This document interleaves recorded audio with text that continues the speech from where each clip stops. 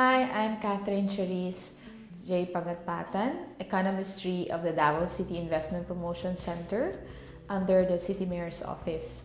I used to be the Tourism Operations Officer too of the City Tourism Operations Office. I used to handle the Tourism Planning and Development Unit, but now I'm with the DCIPC and I'm handling Investment and Trade Promotion Unit. I was part of the 2009 intake and one of the scholars selected from the city government of Davao. Before leaving for Australia, we were briefed sufficiently on the requisites of the scholarship to prepare us academically as well as culturally to the Australian academic environment. While I was studying in Australia, I was already preparing my CBT manual, which is a community-based tourism development program that I was involved in. And I was also fortunate that our course lecturer was also able to provide some inputs on the development of that manual.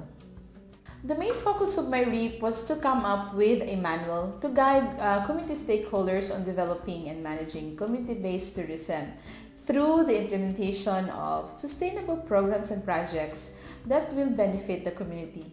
So the emphasis of these programs should be community participation and involvement of all relevant stakeholders, not only to create awareness on the importance of tourism, but also to generate additional income for the community, thereby contributing to its sustainable growth.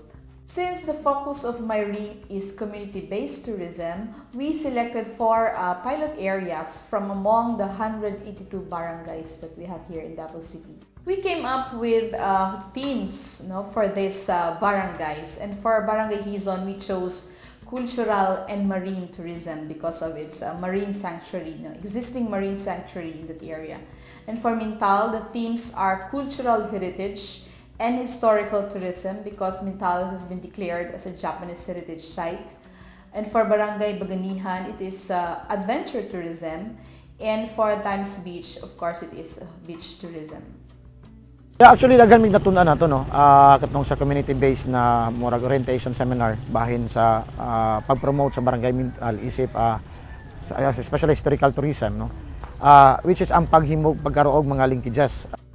At the same time, nagkaroon na kami og link karon sa mga Japanese organizations, different Japanese organizations within Davao City. Magkaroon siyang plano. Unsaon gyud ang pagbutang og plano nga magkaroon siya sa right track ba? Nga nagud siya klaro nga padulngan ang programa. In terms of tourism investment, dako kay siyang potential. Especially kung matagaan na pagtagad, pag-rehabilitate sa mga Japanese landmarks. As a whole, ang Barangay Mintal, sa karon dako kay siya og space, dako kay siya dako kay nga area for other developments. And makita nimo karon dako na ang iyang pagbago, nag-develop na siya, and hopefully katong among gina-aim na mas munindot siya, mas mugwapo ang Barangay Mintal, makabot gyud sa barangay. It took us time to actually prepare the planning sessions with the barangay, since we need to make sure that everyone is available to attend the activities that line up.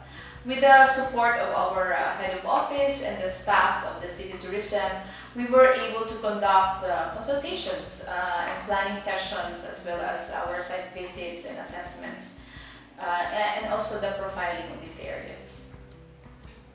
Through Ms. Pagatpatan's re-entry action plan, the City Tourism Office was able to give focus on the development of the community-based tourism program in Davao City. Her REAP actually came at a very opportune time, because it was also during that time when the city government declared that community-based tourism would be one of the priority programs of the current leadership. And the CTOO has endeavored to include also the REAP implementation of Ms. Pagatpatan in the regular work program of the office.